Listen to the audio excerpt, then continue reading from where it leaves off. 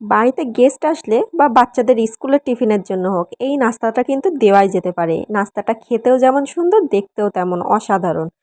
তো প্রথমে একটা বলে আমি এখানে ময়দা নিয়ে নিচ্ছি, তার সাথে অল্প পরিমাণ লবণ, অল্প পরিমাণ চিনি আর একটু সাদা তেল মিশিয়ে ময়দাটাকে ভালো করে মাখিয়ে নেব। আর অল্প অল্প করে পানি দিয়ে একটা নরম সফট একটা ডো তৈরি করে নেব। আর তারপরে আমি ডোটাকে 15 থেকে 20 মিনিটের জন্য রেস্টে রেখে দেব। আর ডোটা কিন্তু খুব বেশি নরমও হবে না, আবার খুব বেশি শক্তও হবে না। তো উপর থেকে একটু সাদা তেল দিয়ে দিচ্ছি, দিয়ে এটাকে রেস্টে রেখে দেব। এরপর একটা আলু আমি সিদ্ধ করে নিয়েছি, যেটাকে খুব ভালো করে ম্যাশ করে নেব। আর আলুটা সিদ্ধ করার সময় আমি কোনো প্রকার লবণ কিন্তু ইউজ করিনি। তো ভালো করে ম্যাশ করে নিয়েছি। এরপরে একে একে সব মশলা দিয়ে নেব। প্রথমে পরিমাণ মতো লবণ দিয়ে নেব, তারপরে হাফ চামচের মতো গুঁড়ো লঙ্কা, তারপরে হাফ চামচের মতো জিরের গুঁড়ো আর হাফ চামচের মতো মরিচের গুঁড়ো দিয়ে দেব। তারপরে একটা বিস্কিট আমি এইভাবে হাত দিয়ে গুঁড়ো করে দিয়ে দেব।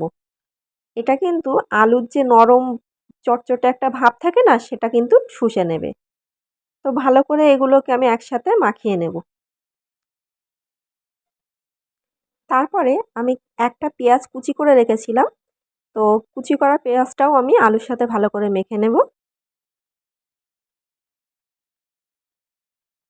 আর এরপরে আলু মাখাটাকে এক সাইডে রেখে দেবো। আর যে ডোটা আমি রেডি করে রেখেছিলাম, সেই ডোটা থেকে আমি লেচি কেটে নেব। তো একটু বড় সাইজেরই লেচি কেটে নেব। আমার মোট ডোটা থেকে 3টে লেচি কাটা যাবে। এরপরে বাকি লেচিগুলো আমি আবারও ঢেকে রেখে দেব এবং একটা লেচি নিয়ে আমি এখানে রুটি বেলে নেব। আর খুবই পাতলা সাইজের একটা বড় মাপের রুটি বেলে নিতে হবে। রুটিটার চারপাশে যেন পাতলা হয় সেইভাবেই বেলতে হবে। তারপরে একটা ছুরি দিয়ে আমি চারপাশটা এভাবে কেটে নেব স্কোয়ার শেপ করে। তো একদমই চৌকো করে কেটে নেব।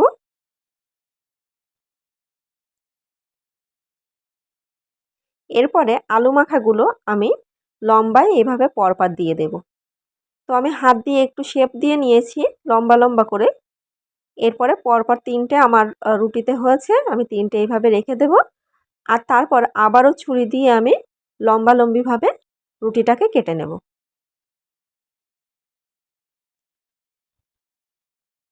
আর তারপর একটা একটা করে নিয়ে আমি এইভাবে মুড়ে নেব।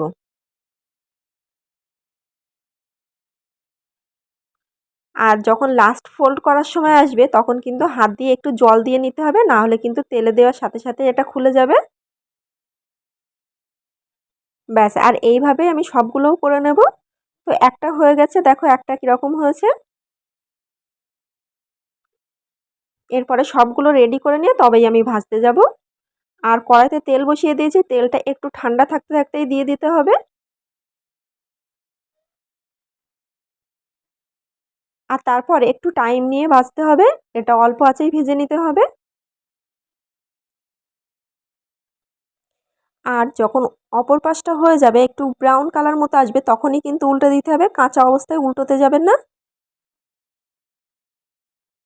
আর এটা যখন গোল্ডেন ব্রাউন কালার হয়ে যাবে তখনই তুলে নিতে হবে। বেশিক্ষণ রাখলে কিন্তু এটা পুড়ে যেতে পারে উপর থেকে, আর খেতেও কিন্তু অতটা টেস্টি হবে না। তো তুলে নেওয়ার পরে আবার একটু কালার চলে আসবে। আর এখন কিন্তু রেডি হয়ে গেছে একদম উপর থেকে খাস্তা আর ক্রিস্পি এই নাস্তাগুলো, যেগুলো কিন্তু খেতে অসাধারণ হয়। আর একটা দেখো আমি ভেঙে দেখিয়ে দিচ্ছি কী পরিমাণে খাস্তা হয়েছে উপর থেকে, আর ভিতর থেকেও কতটা